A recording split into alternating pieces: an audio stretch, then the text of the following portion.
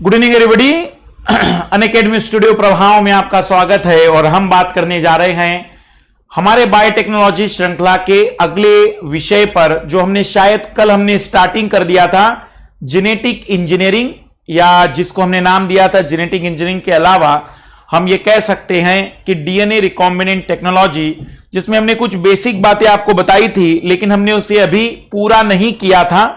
तो अभी उसी को हम आगे बढ़ाएंगे, अभी हम उसी को आगे बढ़ाएंगे और उसी के अकॉर्डिंग हम आगे शुरुआत करेंगे। तो आइए शुरुआत करते हैं आज के कक्षाओं की। सभी को गुड इवनिंग, सभी को गुड इवनिंग। तो अगर हम बात करें बायोटेक्नोलॉजी, हमारा जो चल रहा है सिलेबस, उसकी में 6वें पार्ट की ओर है, लेकिन संक्षिप्त में उन विद्यार्थियों की भी मदद कर देते हैं जिन्हें अनअकैडमी प्लस सब्सक्रिप्शन लेने में कोई भी समस्या आ रही हो। अगर आप में से कोई भी अनअकैडमी प्लस में डेमो क्लास नहीं देख चुका हो तो स्पेशल क्लासेस होती है जिन्हें आप डेली देख सकते हैं। हमारी जो आज की क्लास थी उसे हमने शिफ्ट करा दिया है, मॉर्निंग सुबह 8 बजे आपको हमारी क्लास मिलेगी, जो हमारी सीसेट की स्ट्रेटजी पर है। सीसेट में मैथ्स और रीजनिंग के सवाल कैसे सॉल्व करने हैं, क्या स्ट्रेटजी अपनानी है, क्या चीजें होनी चाहिए, तो उस पर हमारा फोकस होगा। तो सीसेट की स्ट्रेटजी पर हमारी जो कल क्लास होने वाली स्पेशल क्लास, जो आज थी, हमने उसे शिफ्ट करा दिया, कल सुबह 8 बजे होगी। तो सुबह 8 बजे उस स्पेशल क्लास को आप ज्वाइन कर सकते हैं। केवल मेल आईडी डालकर ही आप किन्हीं भी एजुकेटर्स की स्पेशल क्लास देख सकते हैं। 80 से ज्यादा एजुकेटर इस समय अनअकैडमी प्लस पर जुड़ चुके हैं और इस समय बहुत बड़ी डायनामिक टीम है। 80 एजुकेटर्स बहुत बड़ी टीम हो जाती है, पीटी, मेंस, इंटरव्यू, और इसलिए आपके पास अब ऑप्शन है कि आप अपनी मर्जी के एजुकेटर से पढ़ सकते हैं। हमारा इकोलॉजी एनवायरनमेंट का जो कोर्स है वो 5 अक्टूबर तक चलेगा, जो खत्म हो जाएगा 5 अक्टूबर को, और फिर हम स्टार्ट करने वाले हैं सीसेट। तो जिन लोगों को भी इकोलॉजी एनवायरनमेंट और सीसेट दोनों कवर करना है, उन लोगों के पास एक बेटर ऑप्शन है कि आप 30 सितंबर तक ही एडमिशन ले लीजिए, इसलिए ताकि फीस जो कम है उसी फीस में आपका एडमिशन हो जाए। वैसे पूरे साल भर में हम इसमें सब कुछ कवर कराएंगे, हिस्ट्री को छोड़कर, और पॉलिटी अभी इस साल नहीं अगले साल, तो सारा कुछ जीएस तो हम कवर कराएंगे, बाकी हिस्ट्री और पॉलिटी को छोड़कर समय मिलेगा तो उसे भी स्टार्ट करेंगे ही। पर इकोलॉजी एनवायरनमेंट के बाद हम स्टार्ट करेंगे सीसेट। अगर आप यूज करना चाह रहे हैं हमारे कोड को, हमारे डिकोड को, तो आप MKE कोड यूज करिएगा। अब हमारा जो कोड है वो चेंज हो चुका है, तो आप केवल और केवल MK कोड ही यूज करिएगा, MK कोड ही यूज करिएगा। अब हमारा जो रिफर कोड है वो केवल MK ही है, और इस रिफर कोड को यूज करने के बाद आपको 10% ऑफ मिलेगा, इसलिए आप केवल और केवल MK रिफर कोड ही यूज करिएगा, MK रिफर कोड ही यूज करिएगा। 1 ईयर का सब्सक्रिप्शन, 2 ईयर के सब्सक्रिप्शन के लिए भी अगर आप हमारे रिफर कोड MK को यूज कर लेंगे, MK को हमारे रिफर कोड को यूज कर लेंगे, तो हम ये कहेंगे कि आपको ये 50,400 में ही सब्सक्रिप्शन मिल जाएगा। तो 50,400 रुपए में 2 साल का सब्सक्रिप्शन अभी भी है। अगर आप 30 सितंबर तक एडमिशन लेते हैं, लेकिन इसके बाद फीस में चेंजेस आएगा, तो केवल MK ही कोड अब आप यूज करेंगे, केवल MK कोड ही आप यूज करेंगे। तो जिन लोगों को भी सब्सक्रिप्शन लेना है, मैं सजेशन दूंगा कि अब बहुत कम समय बचा है, आज 25 तारीख है, 5-6 दिन है आपके पास। हम सजेशन करेंगे कि इन 5-6 दिनों में एडमिशन ले लीजिए, फिर फीस इंक्रीज होगा तो थोड़ा सा इकोनॉमिकल हो सकता है कि इफेक्ट हो। एक बेटर ऑप्शन आपके पास है, आप घर बैठकर पूरी तैयारी कर सकते हैं, और हम कंप्लीट तैयारी इसमें कराएंगे जीएस की। केवल पॉलिटी और हिस्ट्री शायद इस साल स्टार्ट नहीं हो पाएगा। आइए शुरुआत करते हैं आज के क्लासेस की। जो कल हमने आपको क्लास खत्म कराया था, कल जो हमारा क्लास खत्म हुआ था उसमें हमने डीएनए रिकॉम्बिनेंट टेक्नोलॉजी पर हम आ गए थे, डीएनए पुनर्संयोजन तकनीक पर आ गए थे। डीएनए पुनर्संयोजन तकनीक पर हम आ चुके थे। डीएनए रिकॉम्बिनेंट टेक्नोलॉजी पर हम आ चुके थे और हमने आपको कंसेप्ट बता दिया था कि डीएनए रिकॉम्बिनेंट टेक्नोलॉजी होती क्या है, कैसे वर्क करती है, कब इसे इजीली खोजा गया। फिर हम इसके एप्लीकेशन में आ चुके थे और हमने आपको बताया था कि दवाई क्षेत्र में इस टेक्नोलॉजी के कारण आने वाले समय में बहुत सारे बदलाव आएंगे, लेकिन इस टेक्नोलॉजी के कारण जो बड़े बदलाव आएंगे वो है कृषि क्षेत्र। कृषि क्षेत्र में इस टेक्नोलॉजी के कारण बहुत सारे बदलाव आ चुके हैं। आइए देखते हैं वो क्या बदलाव हैं।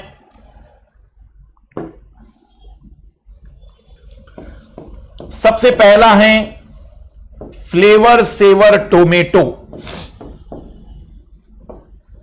फ्लेवर सेवर टोमेटो, इसे कहते हैं फ्लेवर सेवर टोमेटो। ये टमाटर की एक ऐसी प्रजाति है जिसे आप लोगों ने अपने घरों में भी देखा होगा। एक देसी प्रजाति आती है कि अगर वो नीचे गिर जाए तो फूट जाता है, और एक ऐसा टमाटर आता है कि किसी को मार कर भी फेंकोगे तो शायद ना फूटे। तो ये है वो फ्लेवर सेवर टोमेटो। याद रखना है 1992 में विकसित की गई, 1992 में विकसित की गई पहली जेनेटिकली मॉडिफाइड क्रॉप है। अनुवांशिकीय रूपांतरित पहली फसल है। अनुवांशिकीय रूपांतरित पहली फसल है। इसे कैलिफोर्निया की एक कंपनी ने विकसित किया था, और इसमें एक ऐसा जिन डाला गया है जिसका नाम है पीजी जिन। इसका नाम है पीजी जिन, जो पीजी एंजाइम बनने को रोकता है। पीजी एंजाइम का मतलब पॉलीगैलेक्टोज या पॉलीग्लूटोज भी कहते हैं इसे, पॉलीग्लूटोज। ये पॉलीग्लूटेज, गैलेक्टोज मत लिखना, सॉरी, पॉलीग्लूटेज। पॉलीग्लूटेज जो एंजाइम है, ये एंजाइम फलों को पकाने के लिए प्रेरित करता है। तो इस एंजाइम को बनने के लिए रोकेगा तो ये टमाटर जल्दी पकता नहीं है, 3 सप्ताह तक बना रहता है। साथ ही साथ इसमें इस जिन के प्रवेश के साथ साथ इस प्रोडक्शन में इंक्रीजमेंट हुआ, टमाटर का आकार बढ़ गया, उसके अंदर के न्यूट्रिएंट बढ़ गए। तो पहली जेनेटिकली मॉडिफाइड अगर कोई फसल है तो वो फ्लेवर सेवर टोमेटो है। 1992 में कैलिफोर्निया के कंपनी के द्वारा विकसित किया गया था। इसमें पीजी जिन प्रवेशित कराया गया है जो पीजी एंजाइम के बनने को रोकता है। पॉलीग्लूटेज जो एंजाइम होता है ये फलों को जल्दी पकाता है, और अगर ये एंजाइम नहीं हुआ तो फल जल्दी नहीं पकेंगे। तो ये वो प्रजाति है जो बहुत देरी से पकती है। ये वो प्रजाति है जो टमाटर में लंबे समय तक, दीर्घ काल तक इस टमाटर को आप रख सकते हैं। 3 वीक तक टमाटर को कुछ नहीं हो सकता है। इस प्रकार की ये प्रजाति फ्लेवर सेवर टोमेटो के नाम से जानी जाती है। फ्लेवर सेवर टोमेटो के नाम से जानी जाती है। प्लीज लाइक और शेयर जरूर करते चला करिए। तो ये कृषि क्षेत्र में पहला है। दूसरा है BT cotton. BT cotton, BT cotton, BT cotton पहले समझते हैं। बीटी कॉटन, बीटी का मतलब होता है बेसिलस थुरिजेंसिस। बेसिलस थुरिजेंसिस ये एक प्रकार का बैक्टीरिया है, और इस बैक्टीरिया के शरीर में एक ऐसा डीएनए का टुकड़ा मिलता है, एक ऐसा डीएनए का टुकड़ा मिलता है जिसे हमने नाम दिया है बीटी जिन, जिसे वैज्ञानिकों ने नाम दिया बीटी जिन, बेसिलस थुरिजेंसिस के बेस पर। यह जिन बनाता है एक प्रोटीन जिसका नाम है क्राई प्रोटीन, और क्राई प्रोटीन को अगर कोई भी कीट खा ले, कोई भी कीट खा ले तो उसका तंत्रिका तंत्र काम नहीं करता, और तंत्रिका तंत्र अगर काम नहीं करे तो उस कीट की मृत्यु हो जाती है। तो बेसिलस थुरिजेंसिस एक प्रोटीन है। बेसिलस थुरिजेंसिस एक प्रोटीन है। बेसिलस थुरिजेंसिस सॉरी एक बैक्टीरिया है। इस बैक्टीरिया में एक जिन है जिसका नाम है बीटी जिन। इस जिन से बनता है क्राई प्रोटीन। यह क्राई प्रोटीन अगर कोई कीट खा ले तो वह उसका तंत्रिका तंत्र काम नहीं करता और कीट की मृत्यु हो जाती है। तो वैज्ञानिकों ने क्या किया कि जो बीटी का कपास का युग्मनज होगा, जाइगोट, क्योंकि कपास का जो बीज बना होगा, जैसे एक मानव के निर्माण के लिए एक अंडाणु और शुक्राणु लगता है, वैसे एक कपास के बीज का निर्माण करने के लिए हमें कपास का मेल गैमेट और फीमेल गैमेट लगेगा, नर युग्मक और मादा युग्मक लगेगा, यहां पर भी 2 लोग होंगे तब जाकर अगली पीढ़ी बन पाएगी। तो कपास में जो नर युग्मक और मादा युग्मक होंगे, उन नर युग्मक और मादा युग्मकों के कारण ये जो युग्मनज बना होगा, जाइगोट बना होगा, उस जाइगोट में गुणसूत्र होंगे। हमने गुणसूत्र को बाहर निकाला और उसमें हमने डाल दिया बीटी जिन, और उसमें हमने डाल दिया बीटी जिन।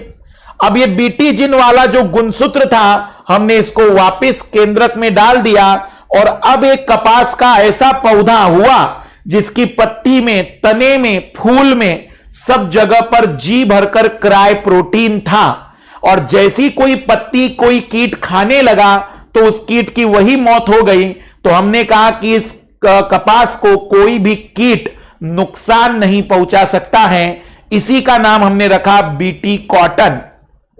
रिपीट कर रहा हूं मैं, बेसिलस thuringiensis एक बैक्टीरिया है जिसके शरीर में एक जीन होता है, जो एक डीएनए का टुकड़ा होता है जो क्राय प्रोटीन बनाता है। क्राय प्रोटीन कीटों के लिए जहर होता है। वही जीन हमने कपास के बीज में डाल दिया, फिर जो पौधा बना उसके सारे बीज अब इसी टाइप के होने लगे, और इसी तरीके से इस प्रकार से विकसित होने लगा कि इसके पत्ती में, तने में, फूल में सब जगह क्राय प्रोटीन। और यह क्राय प्रोटीन मानवों के लिए खतरनाक नहीं था, इस कारण से बीटी पर कोई कीट हमला नहीं करता। और इसका सीधा सा असर यह हुआ कि बीटी पर किसानों को जिस प्रकार के दवाइयां छिड़काव करने पड़ते थे वो बंद हो गए, और बहुत आसानी से हमने बहुत सारे कीटों को नियंत्रित कर लिया इस बीटी के कारण। इस बीटी के कारण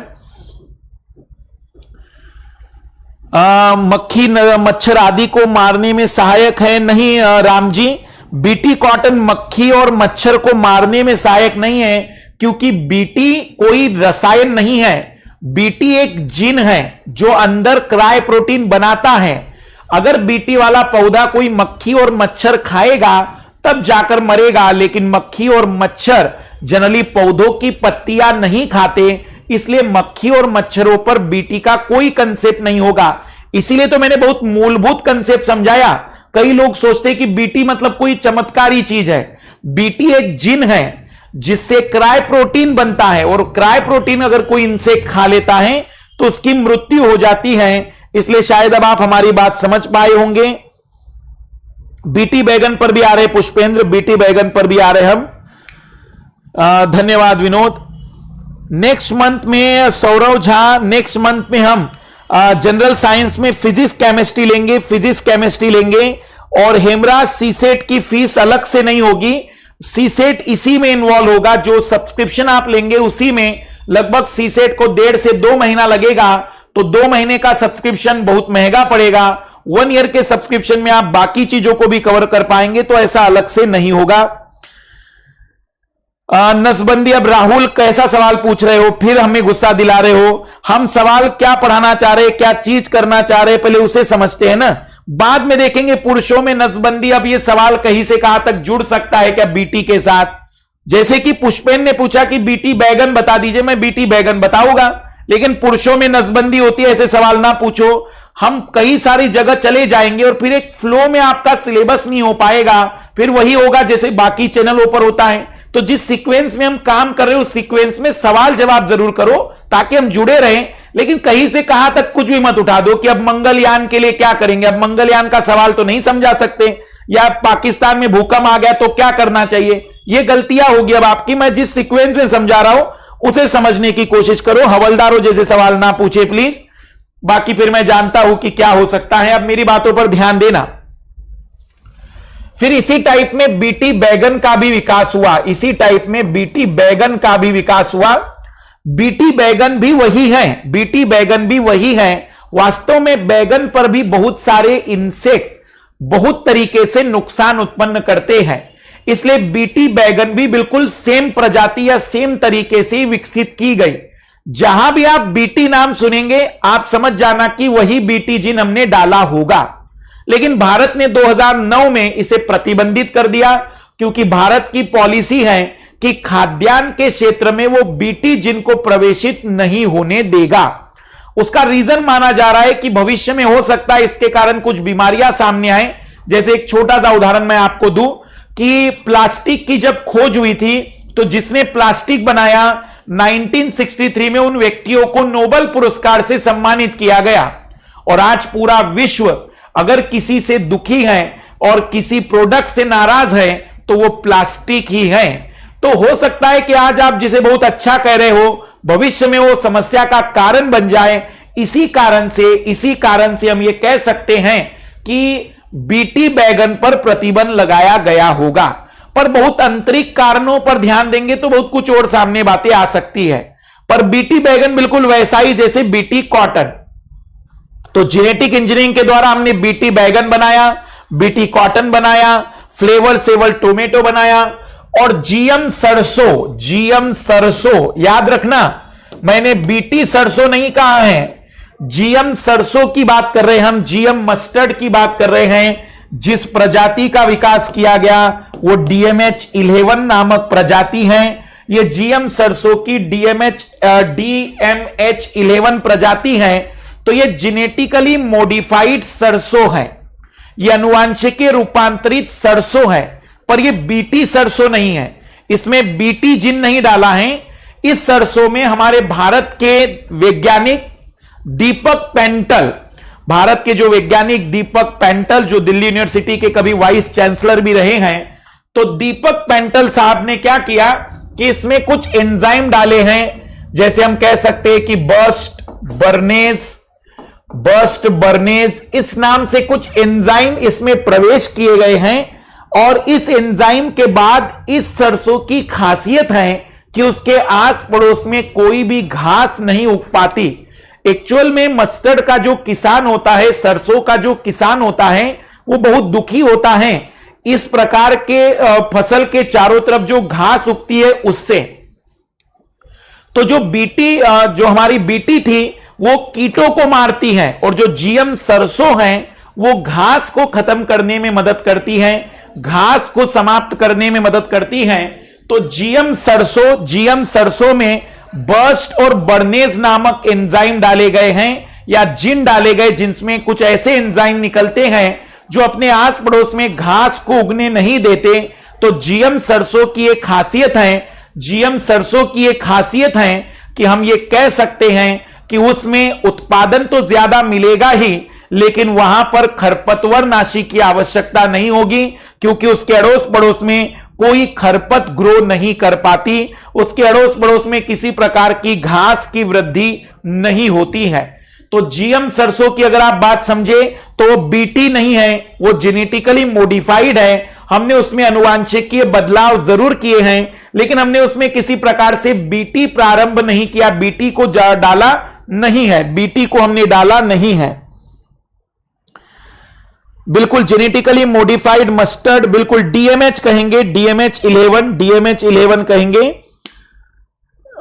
बिल्कुल किस फसल में प्रयोग किया है कह सकते हैं, ये पूछा जा चुका है। तो वीट की वजह से याद रखना जीएम और बीटी दोनों अलग अलग है। बिल्कुल राहुल, जीएम और बीटी दोनों अलग अलग है। बीटी का टारगेट है कीटों को खत्म करना और जीएम सरसों का टारगेट है खरपतवासी को खत्म करना। पर मैं आपको बता दूं कि भारत में पर्यावरण मंत्रालय के अंतर्गत जेनेटिकली इंजीनियरिंग अप्रूवल कमिटी, पर्यावरण मंत्रालय के अंतर्गत है GEAC, genetical engineering approval committee. इस समिति के बाद ही भारत में कोई भी जेनेटिकली मॉडिफाइड फसल उगाई जा सकती है। तो जेनेटिकली इंजीनियरिंग अप्रूवल कमिटी ने भी बीटी बैगन को भी हाँ कहा था। और इस समिति ने वैज्ञानिकों से मिलकर बनी हुई समिति है, ऐसा नहीं कि राजनीतिज्ञों से बनी है। इस समिति ने जीएम सरसों की भी अनुमति दी थी, लेकिन उस समय जीएम सरसों पर बहुत सारे पर्यावरणवादी एकजुट होकर उसके विरोध में आंदोलन कर रहे थे। इस विरोध को ध्यान में रखते हुए सरकार ने जीएम सरसों की अनुमति नहीं दी। तो जीएम सरसों को फिर रिसर्च करने के लिए भेज दिया गया, तो जीएम सरसों की अनुमति नहीं मिल पाई। जीएम सरसों की अनुमति नहीं मिल पाई।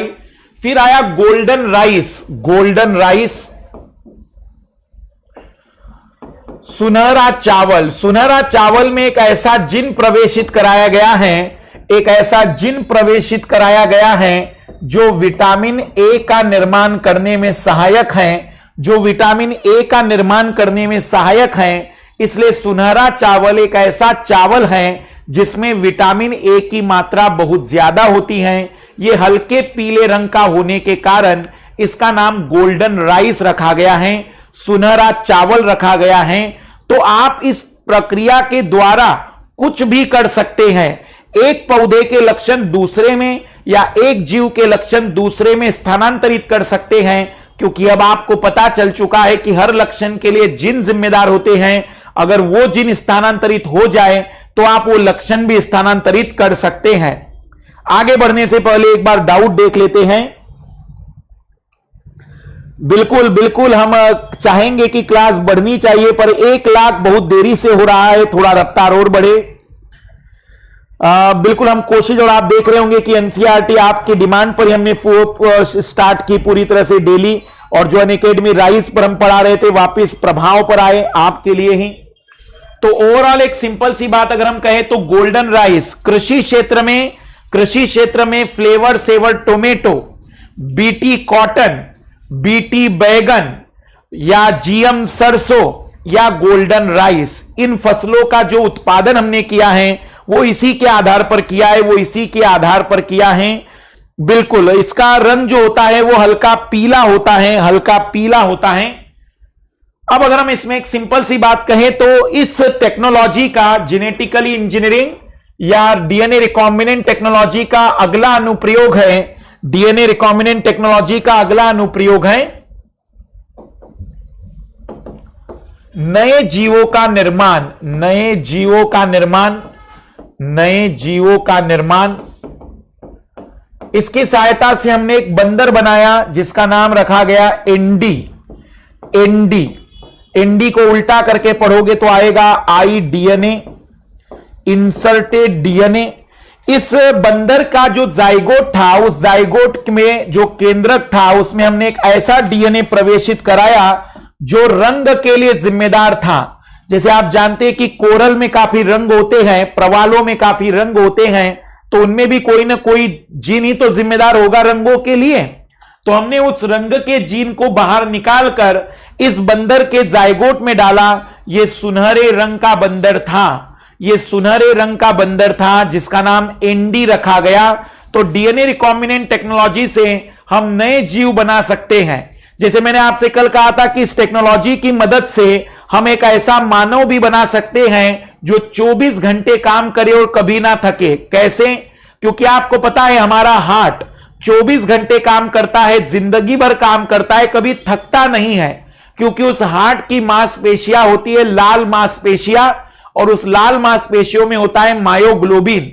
तो कोई ना कोई तो जीन जिम्मेदार होगा इस मायोग्लोबिन के लिए। अगर वो जीन हम बच्चे के शरीर में जो जाइगोट युग्मनज है उसी में डाल दे तो ये बच्चा लाल रंग का जरूर होगा, लेकिन इस बच्चे की खासियत होगी कि आप 24 घंटे भी इससे काम करवा देंगे तो ये आपको कभी शिकायत नहीं करेगा कि वो थक गया होगा। कल्पना करो ऐसे 100 लोगों की सेना हो तो 100 लोग दिन रात युद्ध करेंगे, वो खाएंगे पिएंगे लेकिन वो थकेंगे और आराम नहीं करेंगे। आप कल्पना करिए कि ऐसे लोगों से निरंतर युद्ध करना कितना कठिन होगा। तो हम ये कह सकते हैं कि इस टेक्नोलॉजी की सहायता से नए जीवों का निर्माण किया जा सकता है। इस टेक्नोलॉजी की सहायता से आप एक जीव के लक्षण दूसरे जीव में डाल सकते हैं। जैसे इस टेक्नोलॉजी की सहायता से कुछ बैक्टीरिया बनाए गए।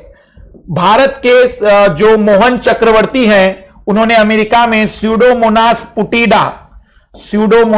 पुटीडा नामक एक बैक्टीरिया बनाया था जो तेल खाता है। और इसी तरीके से इसी कंसेप्ट पर जो हमारे भारत की टेरी नामक संस्था है, इस संस्था ने ऑयल जेपर भी बनाया था। इसी के बेस पर ऑयल जेपर भी बनाया था। ये ऑयल ईटर था। ये भारत अमेरिकी वैज्ञानिक मोहन चक्रवर्ती जी ने बनाया था। और फिर इसी के बेस पर भारत की टेरी नामक संस्था ने ऑयल जेपर बनाया था जो कहीं पर भी तेल खा सकता है, जो कहीं पर भी तेल के प्रदूषण को खत्म कर सकता है। पेट्रोलियम का प्रदूषण जब पानी पर फैलता है तो वो पानी के ऊपर पेट्रोलियम के प्रदूषण को समाप्त करने की ताकत रखता है, खत्म करने की ताकत रखता है। तो हम ये कह सकते हैं कि इसके आधार पर कई प्रकार के जीवों का निर्माण किया जा सकता है। अब ये काम ये किया जा रहा है कि जनरली हमें पता है कि नाइट्रोजन जो फिक्सेशन होता है, नाइट्रोजन जो स्थिरीकरण की घटना होती है, वह कोई बैक्टीरिया करता है या कोई नीली हरी शैवाल करता है, या तो साइनोबैक्टीरिया करते हैं या बैक्टीरिया करते हैं। तो अगर वो नाइट्रोजन को नाइट्रेट में बदल रहे हैं, नाइट्रोजन फिक्सेशन का मतलब हुआ नाइट्रोजन को नाइट्रेट में बदलना, और नाइट्रेट में जब बदलेंगे तब वो पौधे उसे यूज कर पाएंगे। तो जो लेग्यूमिनेसी के पौधे होते हैं, जो दलहनी पौधे होते हैं, उनके जड़ों में राइजोबियम नामक बैक्टीरिया मिलता है, और ये जो राइजोबियम है ये नाइट्रोजन फिक्सेशन करने में मदद करता है। तो इस राइजोबियम के पास कुछ एंजाइम है बैक्टीरिया के पास, जो ऐसा काम करने में मदद करते हैं। जब वो एंजाइम है तो उस एंजाइम के लिए भी तो कोई जीन जिम्मेदार होगा।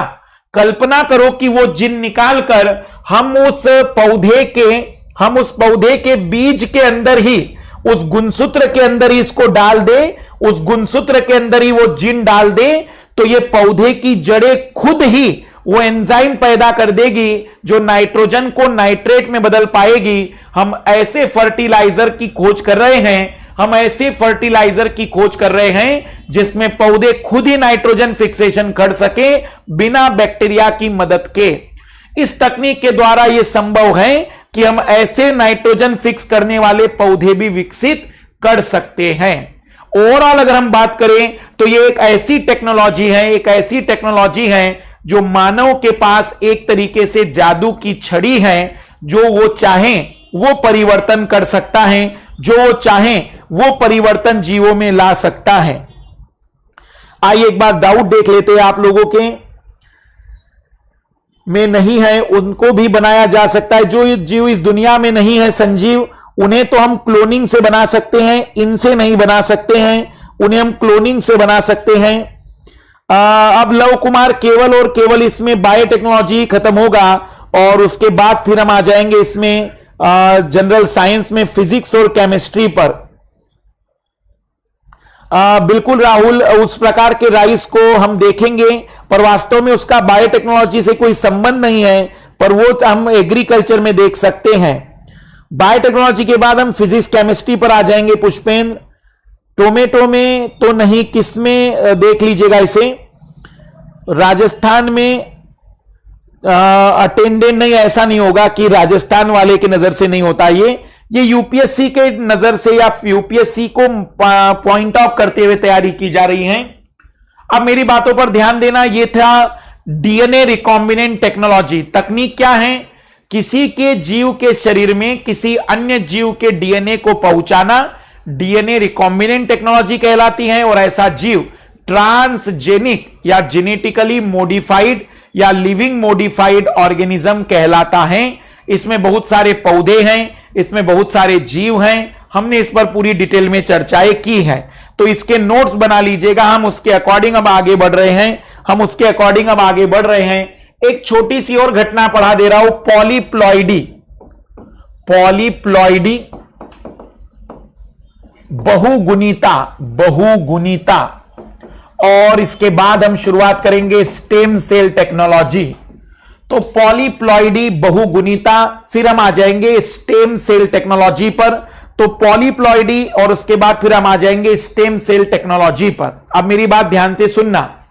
जनरली प्रत्येक जीव के अंदर गुणसूत्रों के 2 सेट मिलते हैं। जैसे मानव के अंदर 46 गुणसूत्र मिलते हैं, उसमें आधे माता से आए आधे पिता से आए, तो डबल सेट जो मानव के अंदर मिलता है वो 46 गुणसूत्र 2 सेट मिलते हैं। किसी भी गेहूं के पुराने पौधे में 14 गुणसूत्र मिलते हैं, या हम कहेंगे चिंपैंजी में जो 48 गुणसूत्र होते हैं वो 2 सेट होते हैं। उसके 2 सेट को हम कहते हैं डिप्लॉइड द्विगुणित, उसे हम कहते हैं द्विगुणित। तो शब्द आपको समझ में आ गया होगा शायद, बहुगुणित।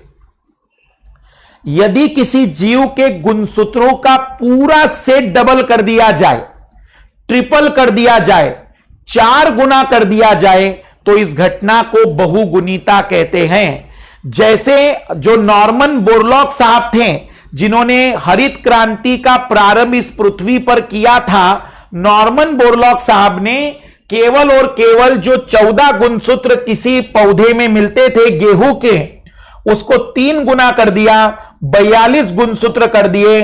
इसका मतलब 6n हो गया। उस गेहूं का नाम रखा गया हेक्साप्लॉइड। हमने ये देखा, या वैज्ञानिकों ने देखा, कि जब पूरा गुणसूत्रों का सेट डबल कर दिया जाता है तो उत्पादन बढ़ जाता है, गुणवत्ता बढ़ जाती है, लड़ने की ताकत बढ़ जाती है, पौधे की इम्यून सिस्टम डेवलप हो जाता है मजबूत तरीके से। तो लोगों ने, वैज्ञानिकों ने लगातार हर फसलों में गुणसूत्रों को डबल करना शुरू कर दिया। पॉलीप्लॉइड का मतलब गुणसूत्र के पूरे सेट को, अपने खुद के गुणसूत्र के पूरे सेट को डबल करना, ट्रिपल कर देना। कल्पना करो कि अगर मानव के गुणसूत्रों के सेट को डबल ट्रिपल कर दिया जाए, पूरा गुणसूत्रों का सेट कह रहा हूं मैं, एक गुणसूत्र बढ़ाओगे घटाओगे तो बीमारी होगी, लेकिन पूरा गुणसूत्रों का सेट अगर डबल ट्रिपल कर दोगे तो आपकी क्वालिटीज बढ़ जाएगी। तो हॉलीवुड में एक मूवी आपने सुनी होगी, हल्क। आप हल्क बना सकते हैं सच में। अगर मानव के गुणसूत्रों के सेट को 4 गुना कर दीजिए, 3 गुना कर दीजिए, तो हल्क जैसा एक बड़ा मानव पैदा हो सकता है और हल्क जैसा उसका शरीर बन सकता है। ऐसा हम कई जीवों में कर चुके हैं। जैसे चूहे में जाइंट चूहा बनाया गया है, जैसे कई जीवों में उनके दैत्याकार आकार का निर्माण किया गया है। गुणसूत्रों के पूरे सेट को जब 2 गुना 3 गुना कर दिया जाता है, इस घटना को बहुगुणिता कहते हैं। और बहुगुणिता के कारण आकार बढ़ जाता है, बहुगुणिता के कारण क्वालिटीज बढ़ जाती हैं।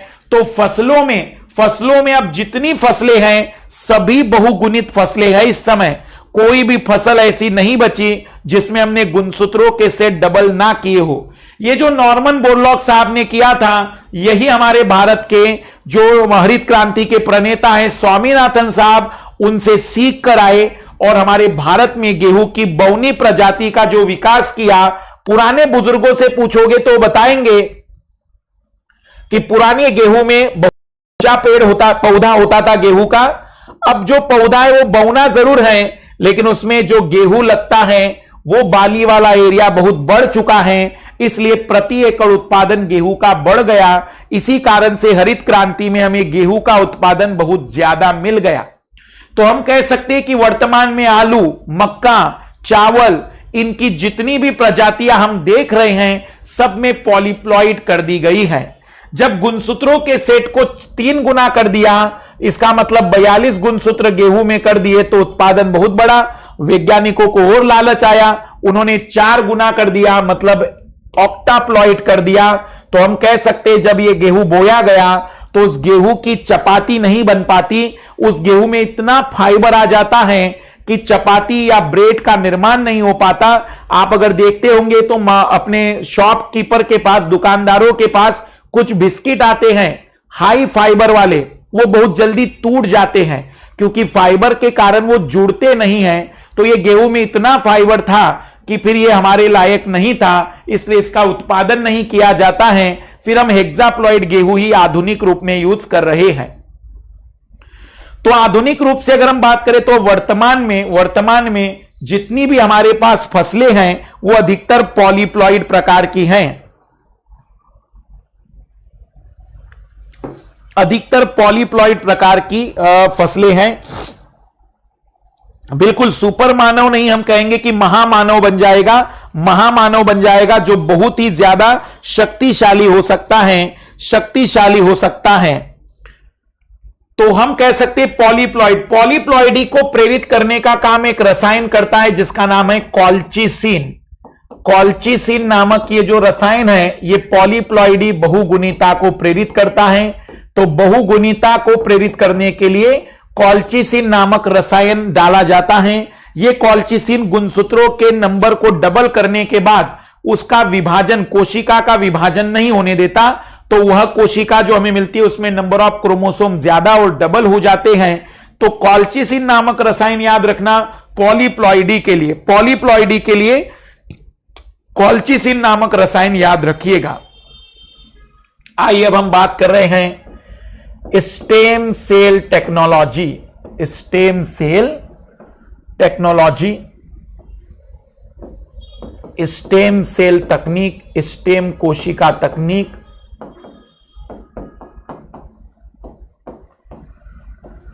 स्टेम सेल को कई लोगों ने हिंदी में ट्रांसलेट किया है स्तंभाकार या स्तंभ कोशिका, स्तंभ कोशिका। लेकिन यहां हम जो समझने की कोशिश करेंगे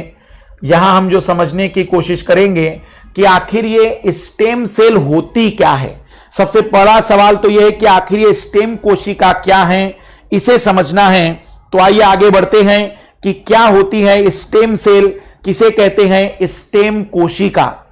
तो सबसे सिंपल परिभाषा जो कहेंगे,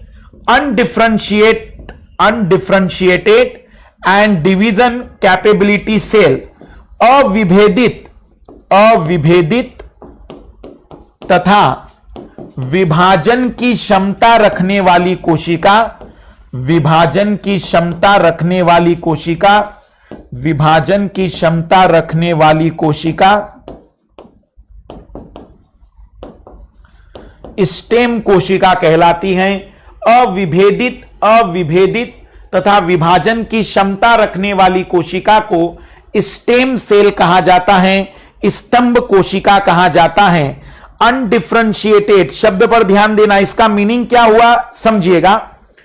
देखो, जब कोई बच्चा कक्षा 8वीं में होगा, 9वीं में होगा, 10वीं में होगा, तो अब वो भविष्य में क्या करने जाएगा, वो मैथ साइंस लेगा, कॉमर्स लेगा, या फिर वो आर्ट्स बैकग्राउंड में जाएगा, वो डॉक्टर बनेगा, वो इंजीनियर बनेगा, अभी कुछ तय नहीं होता है।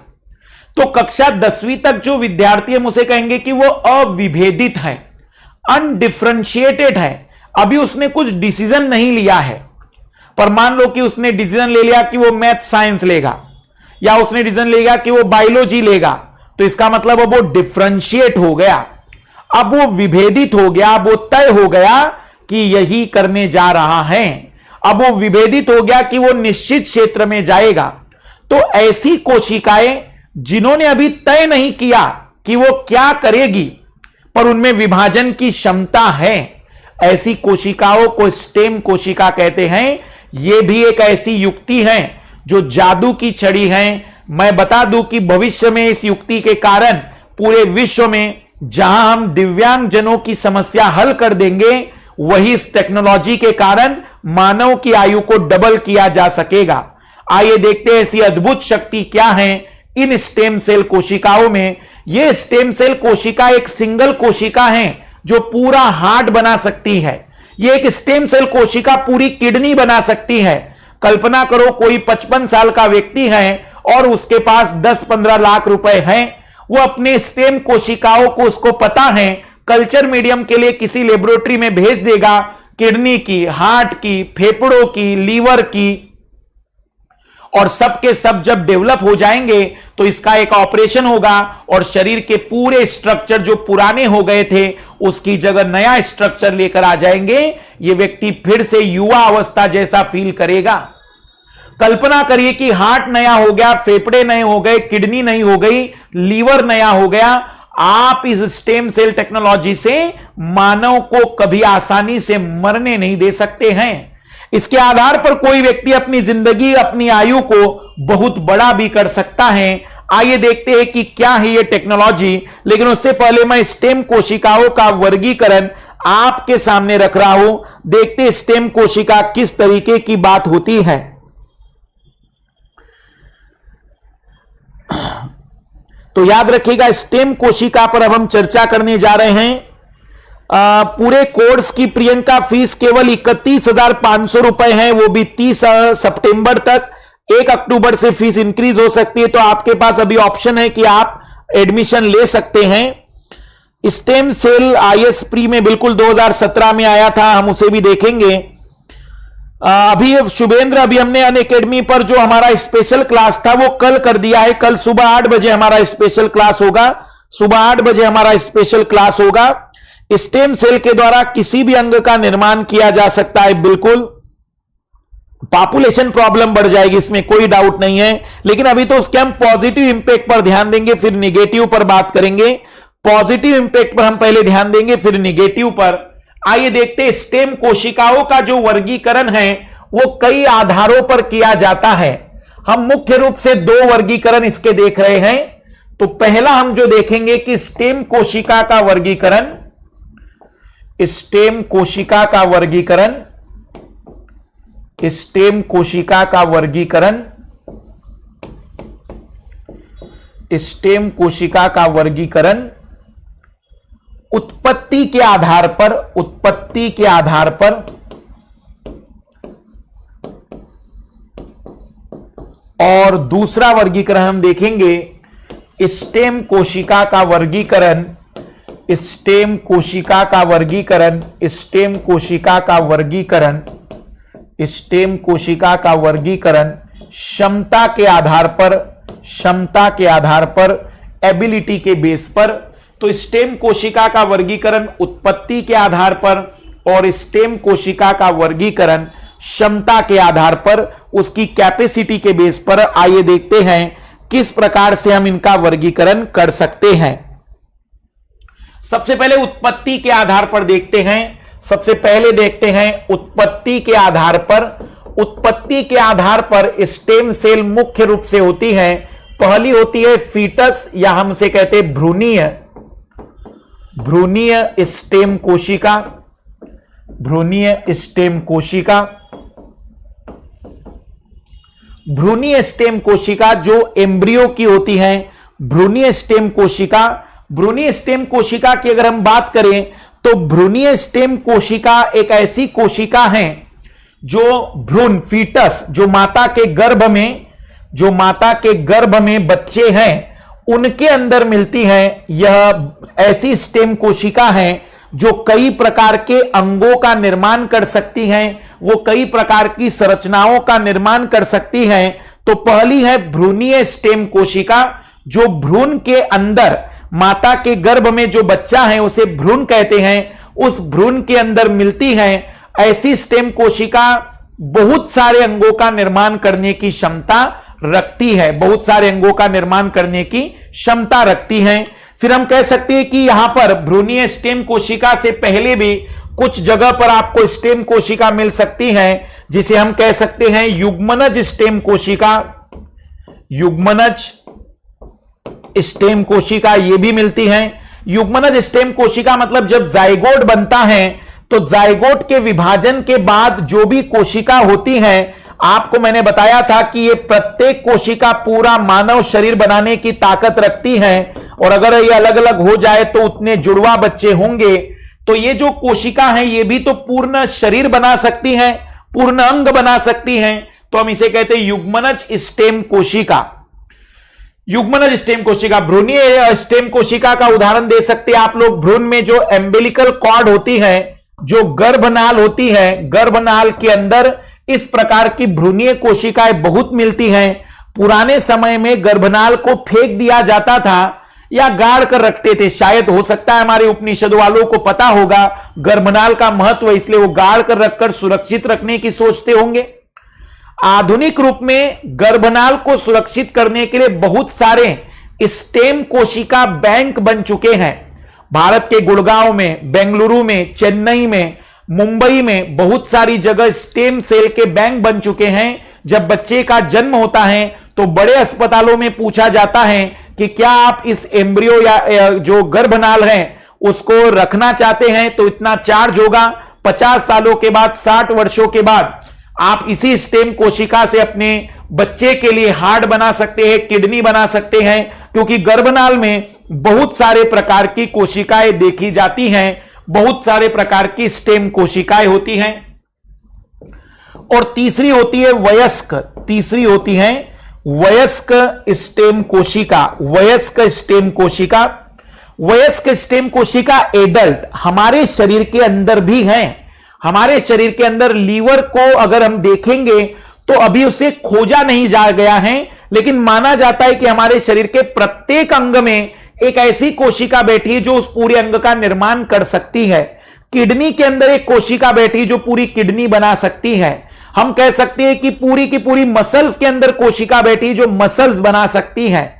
पूरे लीवर के अंदर, किडनी के अंदर, लंग्स के अंदर, हार्ट के अंदर कोशिकाएं बैठी हुई हैं जो पूरा अंग फिर से बना सकती हैं। ऐसी स्टेम कोशिका जो हमारे शरीरों में मिलेगी उन्हें वयस्क स्टेम कोशिका कहेंगे। एडल्ट स्टेम कोशिका नाम दिया जाता है। एडल्ट स्टेम कोशिकाएं जो इस समय हमारे बॉडी में मिलती है, पर अभी इनको पूर्ण रूप से खोजा नहीं गया है, अभी इनकी खोज चल रही है। और चौथी होती है IPS. IPS induce pluripotent stem cell. Induced pluripotent stem cell. प्रेरित प्लूरिपोटेंट स्टेम कोशिका। तो प्रेरित प्लूरिपोटेंट स्टेम कोशिका, प्रेरित प्लूरिपोटेंट स्टेम कोशिका। वैज्ञानिकों ने अब उस जीन को खोज लिया, क्योंकि हर लक्षण के लिए जीन जिम्मेदार होते हैं। वैज्ञानिकों ने उस जीन को खोज लिया जिसके कारण कोई कोशिका स्टेम कोशिका बनती है। तो इस टेक्नोलॉजी की सहायता से हम किसी भी सामान्य कोशिका को स्टेम कोशिका में बदल सकते हैं। जब किसी सामान्य कोशिका के अंदर वो जीन प्रवेशित करा दिया जाता है जिसके कारण वह कोशिका स्टेम कोशिका थी, तब हम ऐसी कोशिका को आईपीएस इंड्यूस प्लूरिपोटेंट स्टेम कोशिका नाम देते हैं। इंड्यूस प्लूरिपोटेंट कोशिका नाम देते हैं। मैं रिपीट कर रहा हूं, किसी भी सामान्य कोशिका में यदि एक ऐसा जीन प्रवेशित कराया जाए जिसके कारण वह कोशिका स्टेम कोशिका में बदल जाए, तो ऐसी कोशिका को इंड्यूस प्लूरिपोटेंट कोशिका नाम दिया जाता है। इंड्यूस प्लूरिपोटेंट कोशिका नाम दिया जाता है। क्या आप कंसेप्ट समझ पा रहे हैं? इंड्यूस प्लूरिपोटेंट कोशिका, आईपीएस, इस शब्द पर ध्यान देना। यह पूछा जा चुका है कि इंड्यूस प्लूरिपोटेंट कोशिका से क्या तात्पर्य होता है। इसी में क्रिस्पर टेक्नोलॉजी आती है। इसी में Cas9 नामक, जो आपने एंडोन्यूक्लियस एंजाइम पढ़ा होगा, Cas9, ये इसमें ही जो एंजाइम आता है वो इसी का ही है। इसी के अंदर क्रिस्पर टेक्नोलॉजी की पूरी चर्चाएं होती है। तो अगर एक सिंपल सी बात करें, इंड्यूस प्लूरिपोटेंट कोशिका की उत्पत्ति उसमें स्टेम क्वालिटी लाने वाले जीन को प्रवेशित कराकर कराई जाती है। आइए आगे बढ़ते हैं। तो यह वर्गीकरण है भ्रूणीय स्टेम कोशिका, वयस्क स्टेम कोशिका और इंड्यूस, पर कुछ जगह पर युग्मनज स्टेम कोशिका भी मिल सकती है। अब हम बात कर रहे हैं उसकी क्षमता के आधार पर स्टेम कोशिकाओं का वर्गीकरण। क्षमता के आधार पर स्टेम कोशिकाओं का वर्गीकरण। तो सबसे पहला क्षमता के आधार पर अगर हम वर्गीकरण करेंगे तो सबसे पहली होती है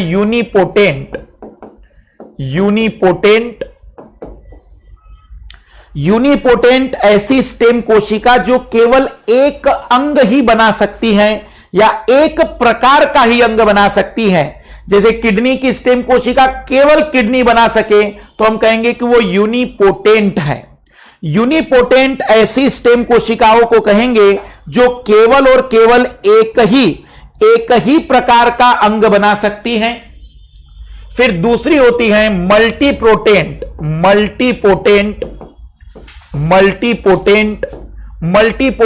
या पॉलीपोटेंट या मल्टीपोटेंट ऐसी स्टेम कोशिकाएं जो बहुत सारे प्रकार के अंग बना सकती हैं, बहुत सारे प्रकार के टिश्यू बना सकती हैं, उन्हें कहेंगे मल्टीपोटेंट। नाम से यूनिपोटेंट एक प्रकार, मल्टीपोटेंट कई प्रकार।